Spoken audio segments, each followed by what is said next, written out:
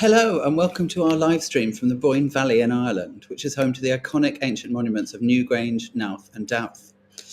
I'm Magnus, and while I'm here in the DigVentures studio, our team is leading a crowdfunded dig where we're searching for not one, not two, but three previously unknown Neolithic monuments in the buffer zone of this renowned UNESCO World Heritage Site. These include a ceremonial avenue or passageway, a causewayed enclosure, and a possible Neolithic house. What have we discovered, and what do they add to the story of Brú na Bóinne? I'm joined by Maya, who will take us on a tour of the dig, show us the latest discoveries, and tell us more. We'll also be joined for a live Q&A by our crowdfunders and subscribers. And hello to all of you who are here with us in the chat. So this dig and this live stream has been entirely funded by our community, and the fantastic discoveries we're making here wouldn't be possible without you. A huge thank you from the DigVentures team to everyone who's already contributed. If you love archaeology and want to help us make important new discoveries about the past, consider becoming a DigVentures subscriber or crowdfunding one of our digs. Your support is what makes research like we'll see today possible. And you can choose to join one of our digs in person or join live streams live from anywhere in the world. You can ask our archaeologists questions, see the discoveries you've funded, and help us on our mission to make them available to everyone. So please do use the QR code on screen now if you're interested in subscribing. Right, now back to the archaeology. The site we're digging is in the heart of the Boyne Valley, Ireland, in an area known for the UNESCO World Heritage Site of Brú na Bóinne. Dominated by those passage tombs I mentioned of Newgrange, Knowth and Doeth. At over 5,000 years old, these incredible Neolithic structures contain the largest collection of megalithic art in Western Europe and were clearly built with a sophisticated knowledge of science and astronomy. Older than the pyramids of Egypt, these complex and magnificent structures have been witness to Ireland's evolving story, marking the arrival of the first farmers in Ireland and taking us right through to the zenith of Atlantic European tomb building somewhere between 5,000 and 6,000 years ago. Now, you might be thinking, if Newgrange, Knowth and Doeth are so well known, what else can there be to learn about them? As archaeologists, our understanding is constantly evolving, and so in the techniques that we use to unearth the past.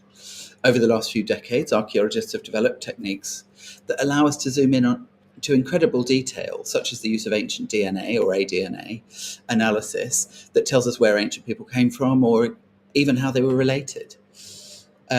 We also have techniques that allow us to zoom right out and understand the wider setting. For example, how individual monuments like the ones we're looking at don't actually stand alone, but form networks in the landscape, relating to other monuments, aligning with each other, aligning with celestial events and other features across the valley. And our work in the Boyne Valley has really shown us that there's so much more to learn about these fascinating monuments. So our discoveries actually began when our partners, UCD School of Archaeology, with INSTAR and the Romano-Germanic Commission, carried out a large-scale geophysical surveys across the southern buffer zone of Brú na Bóinne, and you can see that on the screen now. The survey revealed masses of previously unknown monuments, whose remains are now buried deep below the surface. We were brought in to help investigate these monuments and find out more about them. How old are they? What did they look like? What do they tell us about the people who built them? And how do they relate to the monuments that form part of Brú na Bóinne and the World Heritage Site? We're now in our third year of investigation, and we've been focusing on the remains of a Neolithic causeway enclosure, one of the oldest monument types in Ireland, and this one's so large that it encompasses an entire hilltop. Last year, we investigated the outer ring, where we unearthed dating evidence that showed us the enclosure is at least 5,600 years old, as well as a quartz arrowhead and a Neolithic carinated jar. And carinated in this case refers to that very distinctive ridged form that you can see on the screen now. This year, we're investigating the inner ring, as well as a possible Neolithic house right in the centre of the causewayed enclosure. The other thing we're looking at is a vast ceremonial avenue, marked by a double row of tree trunk-sized posts on either side. And you can see those in the top left. Last year, we investigated the northern side of the avenue, and this year we're examining the southern side, as well as a huge circular ring at the eastern end. So we'll start by taking a look at the ceremonial avenue and some of the star finds from across the site, including from inside the remains of our possible Neolithic house. I'm walking along the route of an ancient ceremonial passageway.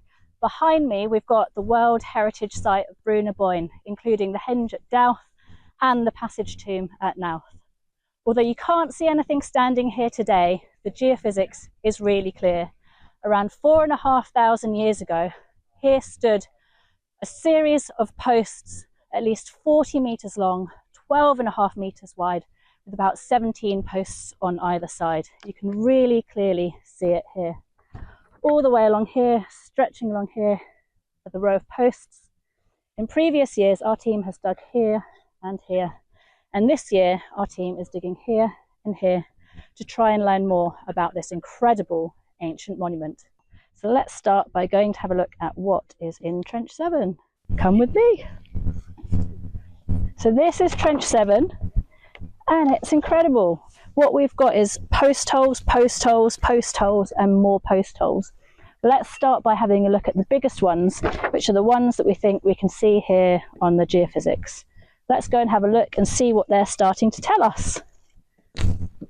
So over here in this post hole, what we're learning is that possibly the people who built this monument would have used huge wooden posts rammed into the ground, but before they put them in, it seems like they actually charred them on the outsides to help them last longer in the ground. And we can tell that because on the outside there are strips of charcoal just on the outside of the remains of where the post would actually have been. So that is really quite in itself amazing, but that's not all it's telling us. What's really interesting about this post hole is that the post isn't actually in the middle of the hole, it is placed to one side, with lots and lots of packing on the outer side. And that's leading us to come up with a theory about what these posts were actually holding up. If there was more packing on the outside and the post was close to the inside, it suggests that it might have actually been a load-bearing post holding up some kind of superstructure, possibly a roof. And that is kind of fascinating. Just a theory for now, but it's certainly something for us to think about. That's of course not the only post hole we've got. We've got this fantastic one here being dug by Chris. Hello, Chris. Hello, Maya. Can you tell us what you can see in your post hole?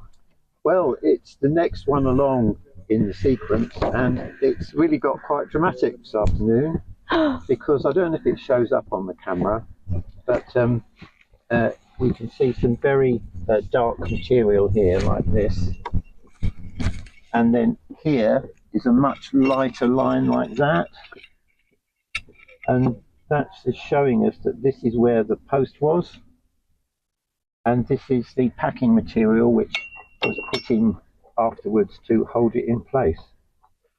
And what you were just saying about which side was it, it seems fairly clear that the post was this side, whereas there's much more space on this side with much more packing. So maybe that suggests that the post is being put in vertically like that, but with extra packing on this side to help it prevent it doing that from some kind of weight or load bearing. It's really interesting, and that's exactly the mirror image of the two post holes that we dug last year on that side, which were the other way around. So this is a mirror image suggesting that between the two of them, possibly they might have been holding something up. It's a theory to be proved, but that's what we're here to do, test theories and see what happens. Thanks, Chris. Let's go and have a look at these other post holes, which are altogether surprising too. Thank you.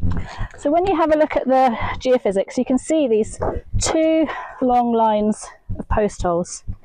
But what we're actually finding in the ground is that there are more post holes than we originally knew. Let's have a look over here. So Nils has been digging this one. Can you tell us a little bit about what you've been finding? So, we could see on the surface of this layer a very clear natural shale ring, and within that a very mixed up mottled soil texture, meaning something had been removed, the soil had been moved about and thrown back in. So this is some sort of pit or post hole. Then as we've dug in, we have found several different layers of soil in here. And the thinking is that down here, where there is more brown soil, this was a post pipe where the tree would have been in this half of the pit. And then on the other side, where there is more mixed up soil and lots of rocks, this is what was packed in against the pipe. So again, you can see exactly how they were constructed, put into the ground, how people were thinking about what they were building and what kind of forces it was having to contend with. But I think still the most interesting thing about this post hole is the fact that they don't show up on the geophysics and they are on the outside exactly parallel with the main structure. So are they part of the structure, do you think? I think so, especially because right behind the camera there is another post hole, and we've identified 2 more in a direct line, making just in this trench a line of 4 directly parallel with the main structure. So I think they have to be associated somehow. Yeah, so it's like there's another, what we're finding is that there is another row of post holes along the outside of the main ones. Really interesting. Did you find anything in yours? No, unfortunately it was very boring. This post hole, even at the bottom, had completely nothing. The whole thing was sifted through. There were some flecks of charcoal, and that is it. But that's not true of all the post holes, is it? True. You're just the unlucky one, Exactly. I'm afraid. Over here, Oliver and Jean and Ava have had much more luck with finding things within their post holes. So what have we got over here? Got a little piece of flint. Amazing. I know. So possibly a little chip from someone working flint. Possibly. That's nice, but there's something even nicer. So Oliver, can you show us what you've got in your bag? If I can get up. Dun dun dun, drum roll, drum roll. Here we go. Amazing, look at this. So first of all, it's really pretty. It's glittering away in the sunlight, but what exactly is it? We think this is a piece of worked quartz or crystal, possibly the tip of maybe a spearhead or arrowhead or blade or something. We're not entirely sure yet. We're going to need to get it cleaned up and have an expert take a closer look at it. But to find something like that inside a post hole is really impressive. How do you feel about having that inside your post hole? It's definitely special. Yeah. Never found anything like that before. Yeah. Remarkable. Better than all the other quartz we've been getting. Yeah, it looks really, really special. And we know that quartz was really significant in the Neolithic period, especially in this area, you know, used for making really special tools, but also for decorating the outside of other really famous monuments that we've got in the background, like Newgrange. We know that was faced or surrounded by quartz as well.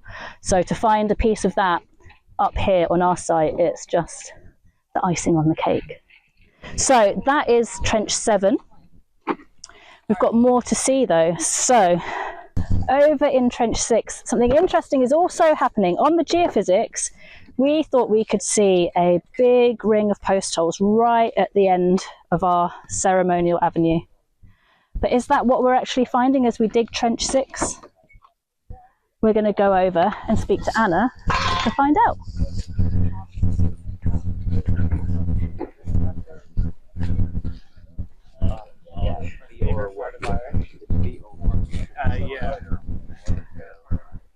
Amazing. So here we are in Trench 6, where we thought we'd seen a huge circle of post holes at the end of our alignment. As it turns out, that might not be what we're actually finding, but thankfully Anna is here to tell us a little bit more. So let me into the trench. Welcome to Trench 6. Thank you very much. So what are we actually finding? So we've got here a pit, but it doesn't look like a post hole. So we have all one fill so far that's filling it. We've got steep sides, but they're kind of wavy, so it's not a very uniform pit. And you can see it's very stony, dark fill, where we're finding sort of lots of charcoal, we're finding bits of burnt bone, but we don't see anything that suggests that there was a post in it, which is interesting. So we've got a massive pit instead of a post hole, which is slightly different to what we expected. But we like surprises in archaeology. Absolutely. And it's not the only one. So what have we got over here? This one should be half of a pit or post hole. And this one is a bit more challenging. So you can see we've got 1/4 of the hole. We had a similar fill to the other one. So it was a bit looser, had more charcoal, had more burnt bone. But then we've got this big lump here that is very firm. And so we think this is some sort of slump, or it could be a different fill. And so we're just pulling back and cleaning back and trying to find the rest of our edge now. It's very confusing, but that's par for the course on that's this site, archaeology. for sure. Yeah, that's archaeology for you. And has anything been coming out of the pits? Yeah, we've got some really cool stuff. Do you want to see them? Yeah, show us one. Show us one. So here's Come and have a look. some of our finds. So from the one that's behaving like it should, we've got, here's our little bags of bone. And we've got a really cool thing, which is a piece of what we think is obsidian. And what was cool was we had two archaeologists from the southwestern United States who pulled that out, and they were like, I know what this is. It's obsidian, because it's much more common there. But the north of Ireland does have obsidian, so that's something really interesting to find in our feature as well. And the first time that we found obsidian on the site. Absolutely, yeah. We thought maybe broken beer bottles, is it an intrusion? But yeah, and then we're finding little flints and things. And we've got a piece of human bone as well, which is pretty cool. It is burnt, so just a little piece, but we can just, Maya's the expert in human bone, but we've got a little. Yeah. So that's pretty cool to find. Fantastic. And another. And then there was something that came out just a moment ago as well, wasn't there? Yes. Our beautiful prehistoric pottery. So you can see it's got a nice curve there. So some sort of pot. It would have been quite a large one, which is really interesting. But those are the only three pieces we found so far. So we don't have an intact pot, but hopefully our pottery experts can tell us exactly what it would have looked like. Amazing. Well, thank you for showing us Trench 6. You're very welcome. And thank you to all of our crowdfunders and subscribers for making this dig possible. Next up, we're going to go and see the finds. Wow, how incredible to see. Such huge discoveries there, and as always with archaeology, yet more questions. So how does that monumental avenue link to the wider landscape? Is it aligned with the monuments in the World Heritage Site? And if so, how do their respective chronologies link up? So much of the archaeology is about this conundrum of what came first and how its relationships with what comes after. And then there's the engineering of it all. That's that surprise line of smaller post holes aligned with the monumental avenue of larger ones. With both sets being packed out on the outer side, does it suggest some sort of load-bearing structure, perhaps even a roof? It's definitely too early to say. Similarly, the evidence of charring on the outside of those posts before setting them in their holes shows the sophistication of the approach people were taking to construction in this period. And then we've got that strong contrast in the material culture of the sparkling white quartz and the shiny black obsidian. And it's really striking that these materials that can be read to represent light and dark are present on a site where we know the people who built it are really interested in the movement of celestial bodies. And what people are actually doing on these sites. We've seen bone, including that burnt human bone, pottery and worked stone. But we need to know more about the kinds of finds and the volume that they're coming up in to say anything more concrete about the kinds of things that humans were doing here over 5,000 years ago. These are just a few of the questions that spring to my mind, and I'm sure that all of you watching along will have much better ones. So please do get your thinking caps on and get them in the chat for the Q&A that we'll be having in a moment. Right now, let's go back to Maya live from site to take a closer look at the finds. Hi, Maya. Hi. It's a beautiful day. This. To my left, we have a possible Neolithic house, and to my right, I'm now standing with inner ring of causeways enclosure to my right. So I'm between two elements of what we're digging. I've got loads more finds from this part of the site, so it's really amazing. Let's start with our favourite find so far. So just for those listening along, we're starting with our favourite find from the site. Maya's audio is a little bit disrupted, so apologies for that, folks, but I will do my best to interpret as we go along. Blimey, look at that. That is a beautiful flint arrowhead found by Jewel. And where was that one found, Maya? This one came from the area where we're looking at the possible Neolithic house. Okay, so the area by the possible Neolithic Gorgeous house. little artifact. These artifacts were, obviously used in hunting, really, really crucial, usually for small game, but sometimes you also find them in burial context. This one we can see it has been worked on both sides, front and back. It has got a tag where it's been fixed onto the spear shaft, and we've got barbs that would, when it hits its prey, prevent the arrowhead from coming out. So it's a really sophisticated piece of weaponry. We think maybe this one might have been successful in hitting its prey, because if you look really closely, you can see that the tip has actually been broken off. Is that because it hit something and snapped? We don't know, but we certainly like to think so. Thanks, Maya. Fascinating. Yeah, so it does seem like a really sophisticated bit of technology with the barbs to stop it from coming out once it's gotten in, and clearly very finely worked. And the great ineffable mystery of whether or not it did its job properly, right? What else have we got? One of the most striking things that we've been finding from this part of the site, so from the Neolithic area, is a huge quantity of quartz. Now, we know that quartz was really important in this area at the time, because monuments like Newgrange are thought to have been faked with white quartz to make them glow and stand out in the landscape. If you have your good eye on, you should actually be able to see it just behind me, glowing in the sunlight today. So we know quartz was really important, but not just for building the monuments themselves, actually also as tools. So last year we got really excited when we found one broken quartz arrow. That's one broken quartz arrowhead last year. Yeah. This year we've found in one area 10 quartz artifacts in one area. So we were excited last year about one. Can you imagine how we're feeling about 10? This includes a range of quartz, so all really nice quality. Some pieces are flake, some pieces seem to be broken tools, and other pieces seem to be the cores that tools were made from. So I'll start by showing you the first one we found.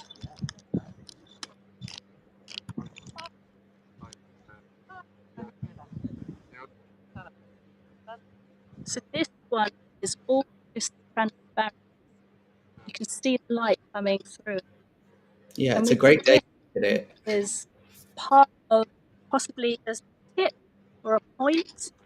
A bit broken, but definitely worked. So part of that, really beautiful. And then we've got another one.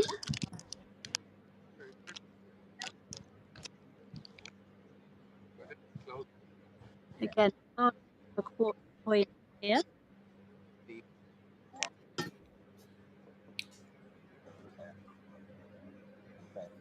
Lovely stuff. So those are some of the points, but what was really capturing our attention is that we seem to have found at least 5 cores. So these are bits of quartz that are natural crystal, so you can see the point here from the natural crystal, but they have flakes been struck off them, which have then been used presumably to make tools. So just to be clear for the folks at home, Maya's showing you a core, and a flint or quartz core is a lump of stone off which tools are knocked to make blades and other sharp objects. And so what this is telling us is that this might be somewhere where they're actually making the tool. And that's incredible. That's something that's really rare to find and also really, really exciting. The question same as flint. It's not as strong, much more brittle, and it can break quite easily.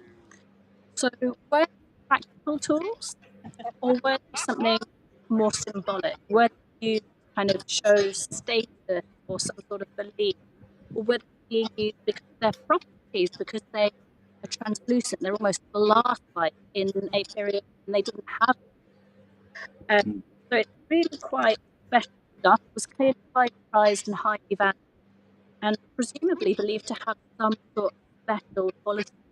Because actually, when you're making quartz tools and you strike them against each other, sometimes they glow or send off little sparks.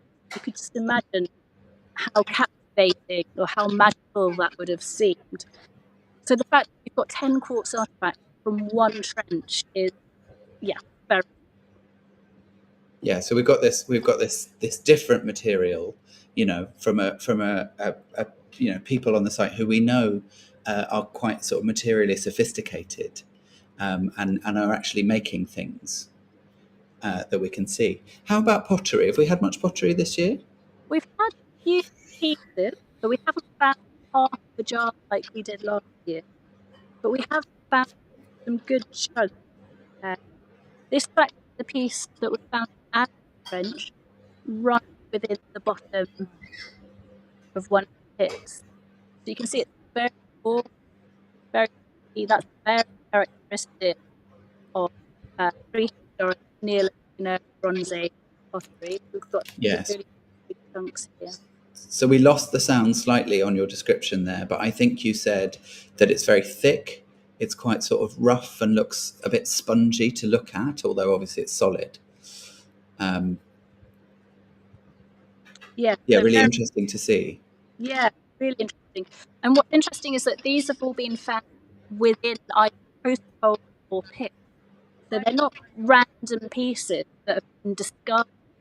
They're pieces that have been placed into the foundations of the monument itself. Right. Okay. So they've been deliberately placed in the foundations of the structures that we're looking at here, the post holes and so on. Speaking of which, there's a piece that we found very, very recently, and I'm talking within the last few hours. We found a piece within a post hole in the area where we've got Neolithic house, possibly.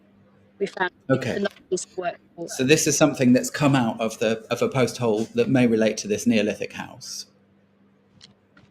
Yeah. How exciting! I mean, isn't this the joy of a live stream?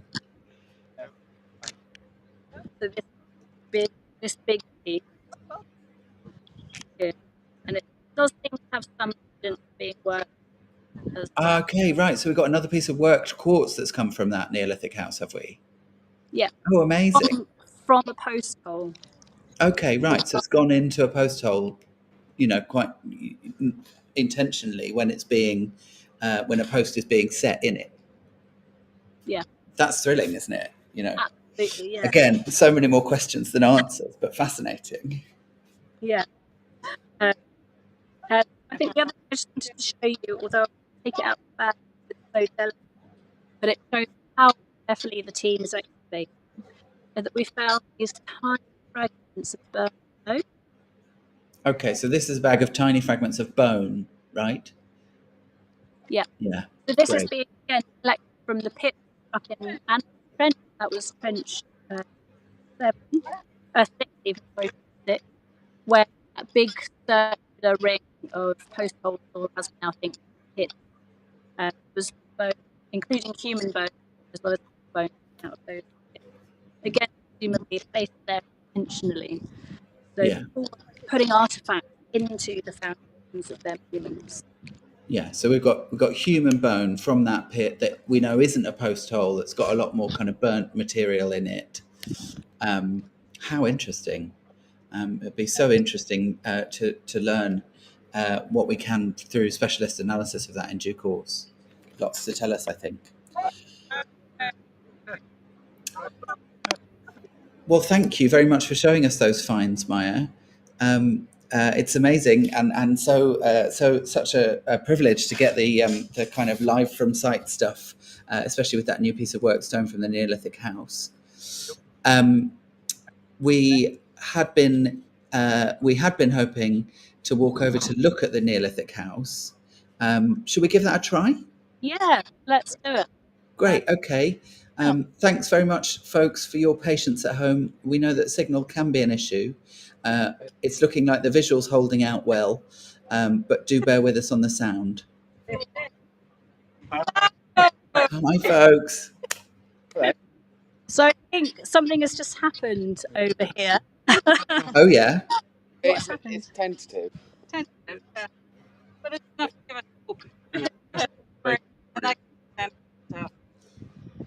So we Hi. found a big cluster of limestone set within this part of the trench. We don't yet know whether it's natural or human-laid. But that's what we're going to start investigating. But the now. feeling is now it's less natural. So the recent development, literally, you might have heard a cheer while I was still showing some of the finds. We're starting to think it's probably more likely to be put there by people rather than by glaciers or natural waters. But we still have to investigate. That's the thrill of discovery, isn't it? So it's a big set of limestone boulders. More like cobbles, so kind of Okay. big fist size. They're bigger. Okay, great. Yeah. You see. If you step back a little bit. Got there. What? Oh, yeah, we can see that just in the very bottom there. So a couple Yeah. of sort of fist-sized limestone cobbles coming out of the bottom of that pit. Yeah, and making Wow. quite a flat surface. It's not lumpy and bumpy. It's actually they're all kind of on a level, which is interesting. So Yeah. could be a kind of constructed surface, maybe. Yeah, possibly. I also wonder whether Cole and Lily might show me to our post hole. It's round there. The post hole is getting bigger, deeper, and see if anything else is coming out. I mean, there's nothing our viewers like more than a luxury post hole. So So here we go. I'm Hi, Lily folks. also, and we've been working on a possible post, which is now getting cut. So, Look. yeah. So it goes quite deep at the moment, and we think it's coming out around this edge. But we've also got hot burning happening on the other side. That could be something. Lots of colorful red. Yeah. So yeah. I don't know if you can still hear us. The signal isn't amazing. But yeah, the sound wasn't brilliant on that, but I think we've got a post hole that we're trying to find the extent of, and some interesting kind of reddy brown bits of fill on one side. Yeah, exactly. Possibly burnt material. Okay, possibly burnt material. A lovely piece of work quartz. Yeah, Oh, that right. big piece that I showed you at the end, that came from the bottom of this. Okay, I feel like this post hole maybe has more to tell us as we go. So watch this space, folks. Amazing. Thank you both so much. And, Brilliant, thank you. I'm going to head back over, and if we have questions, get them ready. I'll do my best to answer. Yeah, absolutely. Do get involved on the chat, folks. We'd love to see your questions. I've got a few to get us started, actually. So I was wondering, Maya, how do we think these sites actually do relate to the others? Yeah, this is a really good question. So the ceremonial avenue, we actually think it points towards down behind it. When you stand through it, perfectly aligned with that movement. There's actually a little bit more that we think it aligns with, but I can't actually say it at the moment. It's embargoed, but we will be telling people our bigger ideas about it related to the World Heritage Site. But that's one of the key things, is that it does align with that. The thing that we realised the other day, we went to visit Knowth, and we stood on the top of Knowth, and perfectly exactly east from Knowth is this area that I'm standing in right now. So the causewayed enclosure, Neolithic house area, is directly east of Knowth, and not wavering by a degree or two, like bang on east. Whether the Okay, monuments were in use at the same time or not, we're not sure, but that seems really interesting to us. fascinating. Okay, so we know that big monumental post hole alignment is lining up with Doeth, one of the monuments in the World Heritage Site. And then we've got an east-west alignment with Knowth, another of them, meaning that there would be a relationship between sunrise and our monument and that monument. So in this context where we know that the people who were in the Boyne Valley in our period were really interested in celestial alignment, that can tell us an awful lot, and maybe there's more to hear in due course, right? Mysteries to be uncovered. Yep. Absolutely. Great. Fantastic. And then I'm just wondering, so just thinking about that location context and the relationship to the other monuments, why do we think people were here? Why do we think people are on site where we are? Yeah, another really great and something that we're sort of scratching our heads over. I mean, there's the obvious things like a very visible place. We've got amazing views over Bruce from up. You can see all of the monuments from up here. It would have been really solid landscape. The other thing we've got is spring, an iron-rich spring, and we often find that water sources are really important in the placement of Neolithic monuments.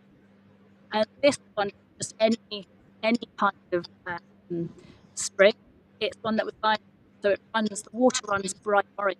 It's quite clear, and it would have been something really striking to the people at the time. And there are various theories knocking about that this kind of feature, this kind of water might have had religious or medical beliefs associated with it. We think maybe that's one of the draws to have something on this particular part of the site. Fascinating. So we've got a really iron-rich spring on the site. So this is water coming out from the ground, a natural water source, often attractive to people in early periods. But this water itself, because of its iron-rich qualities, is an unusual color. It's orange, and that there's potential ritual or a kind of interest around it because of that unusual quality, and that's what may well be drawing people to our hilltop. Thanks, Maya. And then I'm wondering where do we think people were living? Because we haven't seen necessarily any evidence in the finds or in the features, with the exception of the possible house, of people living, or a lot of people anyway, living on site. So where might they have been? Yeah, another fantastic question. So the Neolithic house itself within this causeway code might necessarily be a domestic house, just kind of the word that's used for this type of building. It might be more ritual ceremonial space, possibly. Could also be that people lived there before monuments were built. But in terms of where people actually lived on a large scale, that's something that also shows up in our geophysics. So we have a couple of clues actually to where there might be a small Neolithic settlement. And what we're hoping is that might be one of our targets next year. So if you're interested in finding out a little bit more about where the Neolithic monument builders actually live, that's what we hope to be looking at next year. If you're interested, you are welcome to come and join us either on site or by crowdfunding the dig next few months. Thanks, that's great. So we've got geophysics evidence, so remote sensing evidence of a possible small Neolithic settlement nearby the site where we're digging this year. And that is a potential target for our crowdfunded dig next year. So yeah, do sign up. There'll be more details at the end of the live stream on how you can get involved and subscribe, so you get early access to our crowdfunding calls. So watch this space. And then, Maya, I wonder, why do you think we are so interested in the Neolithic as a period? It seems to really capture the imagination. That's a big question. I mean, it's a question we've been asking a lot of adventurers here. Why do this dig? Why interested in the Neolithic? And a lot of people are saying it's, there's the unknownness of it. We don't have sources for it. And yet it may have been a relatively low population density, and yet were doing things on such a massive scale. They were building huge monuments, absolutely huge, and not just one, like loads across a whole valley, and just trying to understand their world and their worldview. It's so tantalizing, and it feels like we ourselves have learned so much from it. You know, their relationship with the movements of the sun, their relationship with the landscape and nature of the planet, and their relationship with each other. Like, what drew them to build these huge monuments where people would have come together and celebrated or commiserated or prayed or ate, you know, done all these things together. It's just fascinating, and would have been a period of such change as well. You had new populations coming in from Europe. You had people starting to settle. Life was changing, and it's fascinating. It's intriguing, and we are out doing our best to try and understand it. Thanks, Maya. I think that is really interesting. You know, in a period today where it feels like life changes very fast all the time, that idea of other people experiencing change and having a different relationship to landscape and nature, and different kind of levels of population coming together to build these monumental structures, there is so much more to learn. Let's take a question from our crowd now. So I don't have a name, but this person is watching from Nova Scotia in Canada. And they've mentioned the theory that the post holes that could have been for posts holding up a roof. And they're wondering what the other possibilities you would normally consider are when excavating a post hole. In terms of, take that in terms of what else you might consider about what we see within the post hole, and what are things that we look for that might give us clues to how they were used. So the certain size of the post hole is important, because that can tell us size and the depth can give us a little bit of a clue as to the size of the post holes themselves. So in the area where we have the post hole alignment, or the ceremonial, you can see that there's the really big ones, which would have held almost, tree trunk sizes. But then you have the smaller ones as well, which held smaller posts. And so you can kind of, from that, you've got the main structure with other supports around. And when you're looking at, is that kind of thing can give you a clue to the construction of the building or the structure itself. So you might, around or something, you might have a central post that is the main source of support with smaller ones around it. But really give you a clue to what's carrying what kind of weight, where it's within the role. You can also, how those holes are cut into the ground, how those are placed within them. So I'm seeing that in the ritual, in the ceremony, they're sort of placed to one side of the hole, and then the pattern is against them. Whereas in other places, the post is placed more centrally. So again, that includes maybe something a little bit different from your area.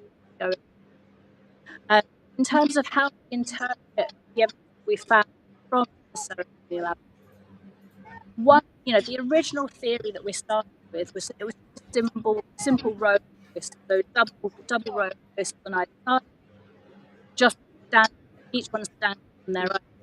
But as we continue to excavate, that got more complicated, leading us to think basically that this is a more complicated structure. What else that structure might look like, whether it's the roof, whether it's kind of raised platform or something else, we haven't quite got that far to picture it yet. I think we need to speak to, maybe structural engineers, start some comparison sites. What's really interesting is actually in the last few days, other archaeologists have announced finding something kind of similar, which they deduced to be a building as well with the roof. So we'll come back to you with a more illustrated answer to your question.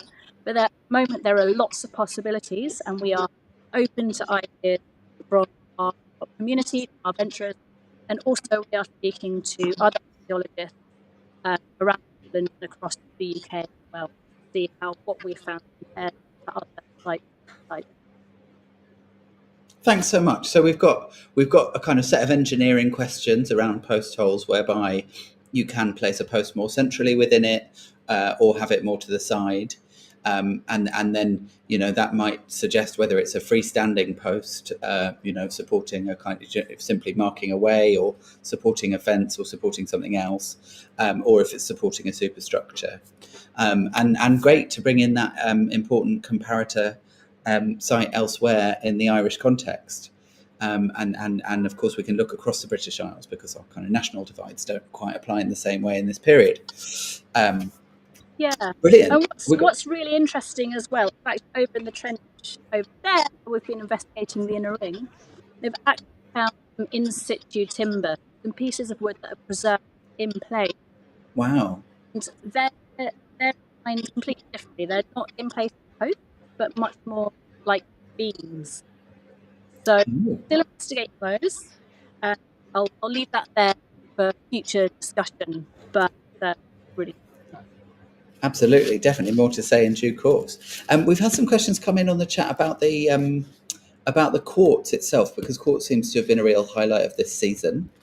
Do we know where the quartz comes from? I have a couple of ideas.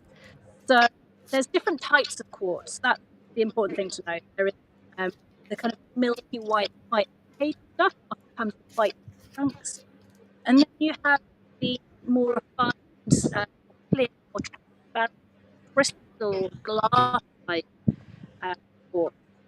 Yeah, you showed us that piece with the sun shining right through it, so it's clear.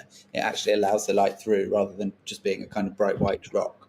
Yeah, absolutely. And we know that quartz does here in County Meath. We do have outcrops of it, both the very clear stuff and the more opaque stuff. And in fact, we know that the quartz that was used in the construction of Newgrange most likely comes from somewhere right nearby called Rockabilly Island. So possible Sounds like that a fun might place. be the source for the people here, but exactly where they got the clear and more transparent stuff, that's when we get the answer. Right. Okay. So that maybe this clearer, transparent stuff is slightly harder to come by, and that's has a kind of different status in the material culture of the people that we're discovering the story of. Brilliant. And then another question from the chat is, do we know if there are functional or ceremonial differences between quartz and flint tools? So almost certainly. Flint just behaves in quite a different way to quartz. And in fact, if you are someone who is able to recognize work quartz, or able to make quartz tools, doesn't necessarily mean you're the same person that knows to recognize flint tools or to make flint tools. They fundamentally break in quite different ways. So it's not necessarily that it was different people making these things, but they tend to have different properties, to the extent that people that specialize in today aren't necessarily specialized in quartz. Flint is much more less prone to shatter. Quartz doesn't have the same kind of strength. So the idea that people were actually using, for example, these quartz arrows, given how rare it is and how much more prone to shatter it seems pretty unlikely that they would have used quartz in the place of flint in the same context, and that they surely must have had different purposes for those tools, and that the quartz ones are much more likely to be something symbolic, maybe to show status or to show your understanding, or recognition of your achievements in life. Don't actually know the meaning of this stuff was. But it can't only have been used for practical reasons. That just doesn't seem to make sense. That is so interesting. So if we think about an artifact like an arrowhead, because of the nature of how you use it, it impacts whatever it is you're shooting, most likely an animal.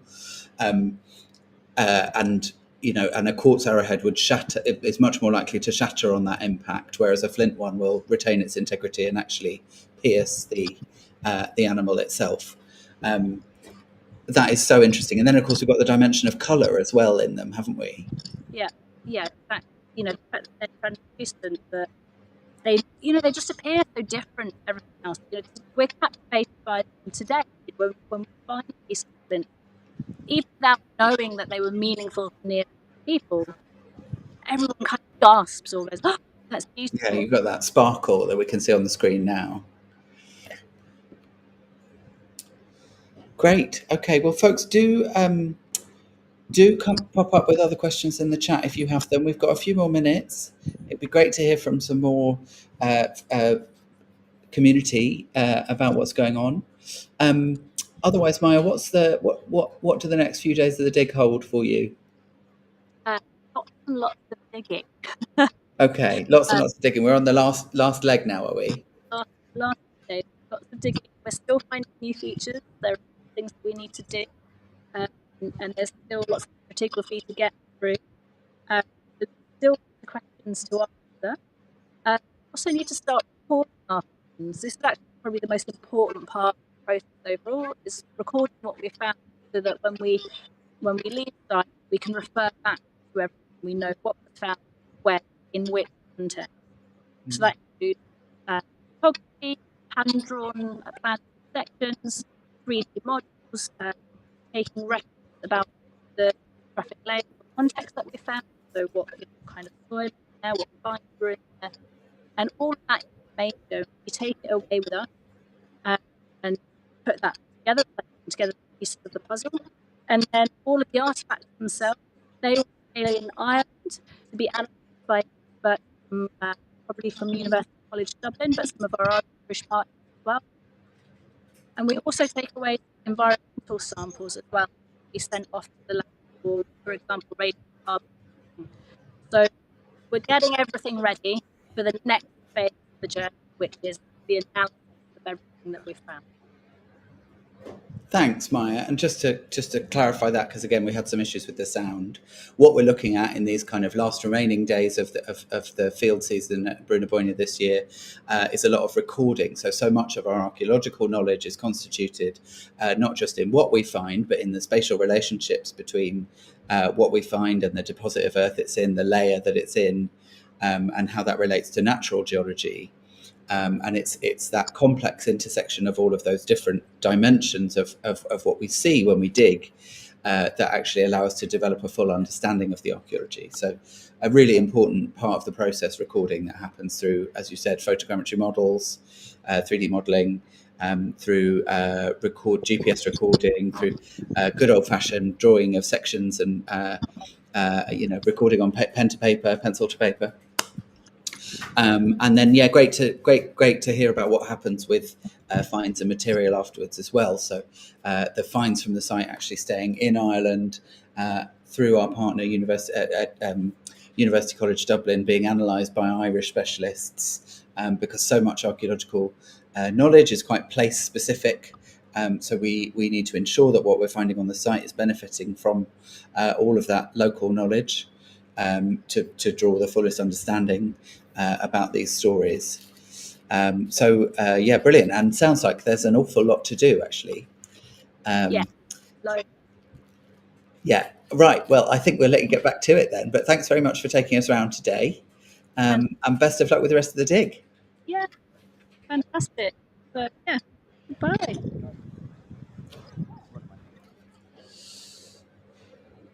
Wow. Well, a lot to think about, right? Thank you so much to all of our crowdfunders and subscribers who joined us today for the tour live from site. Apologies that there are a few issues with the sounds, but hopefully we've managed to interpret everything in such a way that you get the gist of what's going on. And what is there to say? This dig and this live stream have been entirely funded by DigVentures crowdfunding community, and the fantastic discoveries that we've seen today wouldn't be possible without you.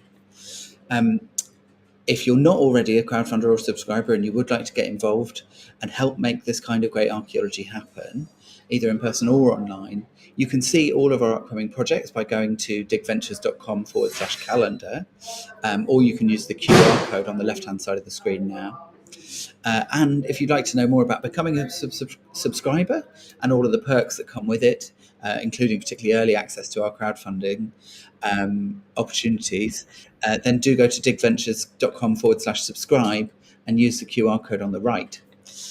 That's all we've got time for today, but thank you so much to our community in the chat, to all the venturers on site for sharing their experience with us, and the crowdfunders at home. And thanks also again to Maya and the team for taking us around the brilliant excavations at Boyne Valley.